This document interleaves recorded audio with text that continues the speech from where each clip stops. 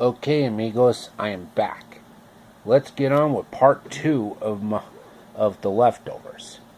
Around December of 1994, I was watching Inoki Films Thumbelina, a magical story, with my sisters while eating a bowl of Chex Mix. I'm not kidding. I've actually watched the anime classic from 1994 while eating a bowl of Chex Mix, which I believe was the original flavor. Also in 94, or was it, I believe it was 1994 or 1995, when I was still in Lemonwire Elementary School at the time, me and the rest of the kindergarten students watched a Chuck Jones cartoon called Ricky Tikki Tavi, which had the voices of voice acting legend June Foray. That's right, June Foray. A highly respected voice actress, in my personal opinion. Because her performances in that cartoon were truly unique and inspiring. And I never forgot it. Around autumn of 1995, The Twisted Tales of Felix the Cat premiered on CBS. And the art style was so unique because they used that David Max Fleischer art style that was very well known in the 1930s. You know, for their Betty Boop and Popeye cartoons that David Max Fleischer were involved with. Well, the Popeye cartoons were truly ahead of their time, because I love me some classic Popeye. You know, from the Fleischer and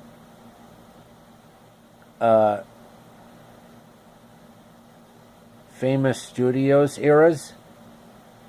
Well, mostly from the Fleischer era.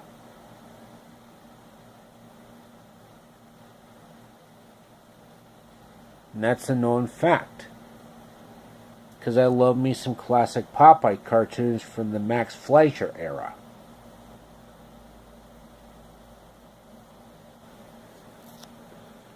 In 1992, CBS aired Fievel's American Tales, which consisted of 13 episodes, and only 2 voice actors from the original and Fievel Goes West actually returned, which were Philip Glaser and Dom DeLuise, the voices behind Fievel Mouskowitz and his lovable feline best friend Tiger, respectively.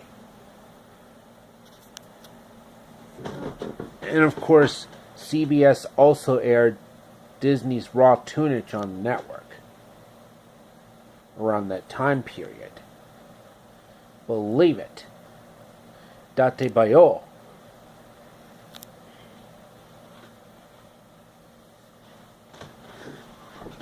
And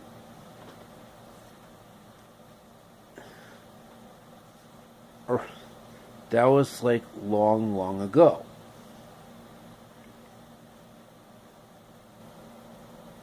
In 1997, I started watching Another World for the first time, which had 2 core families, which are the Coreys and the Snyders.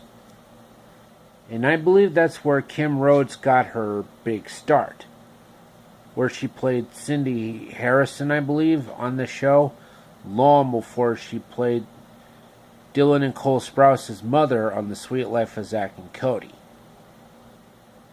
When NBC pulled the plug on Another World in 1999, I never forgave that network for what they've done. Because before the series got canceled, it was airing on the local WEAU Channel 13 station, where it was sandwiched in between the second half of As the World Turns and the first half of Guiding Light, which was usually at 1:30 Central Standard Time, and ended at 2:30 Central Standard Time.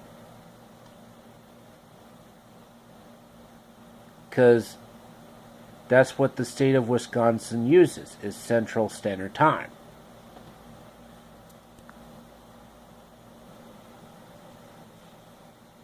If you actually watched the USA Network around the late 80s, early 90s, they actually had some really classic Hanna-Barbera cartoons, including the Smurfs, Wally Gator, and Adam Ant. And I tell you, the latter two were really fun cartoons to watch. You know, Adam Ant and Wally Gator, the latter is sounding an awful lot like Norton from the Honeymooners,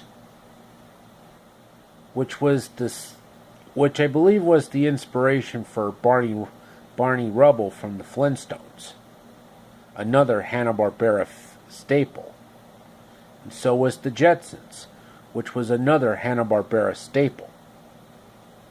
And I believe around 1991, I actually saw the Ruby Spears cartoon called Scruffy, which I believe was based on the book called The Wednesday Dog, I believe, which I think itself was based on a true story.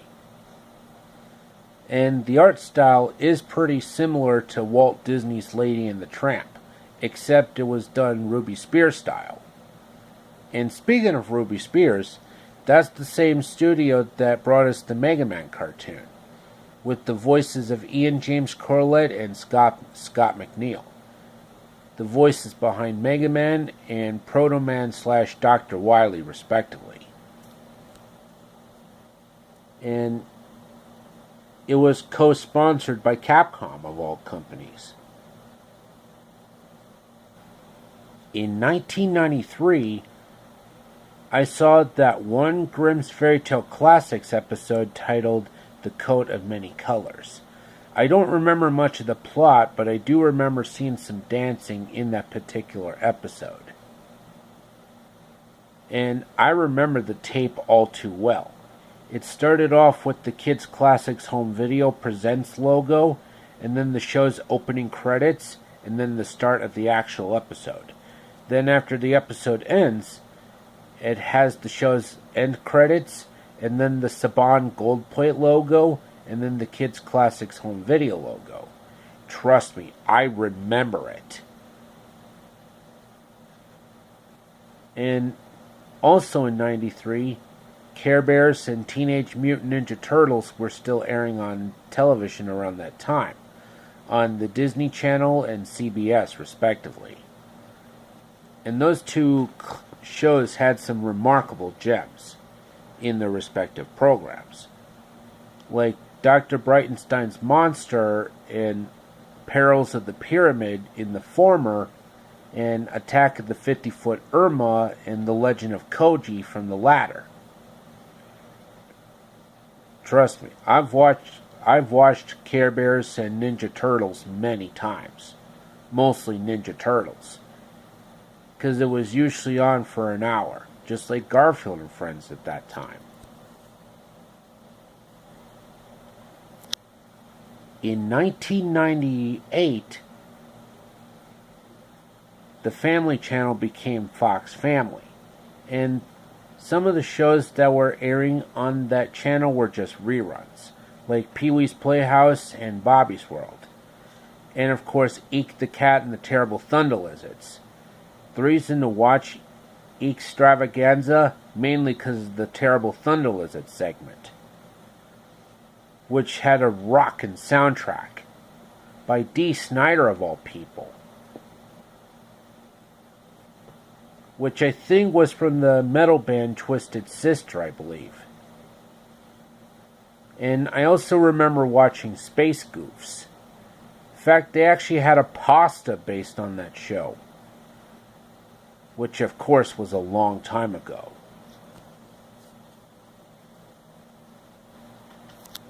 Also in 1998, I completely gave up watching CBS at this point, because when CBS pulled the plug on The Nanny and Dr. Quinn Medicine Woman, that's where it really pushed me over the edge.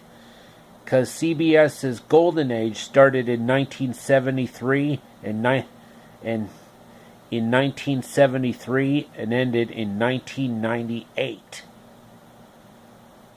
Yep, that was CBS's golden years, from 1973 to 1998.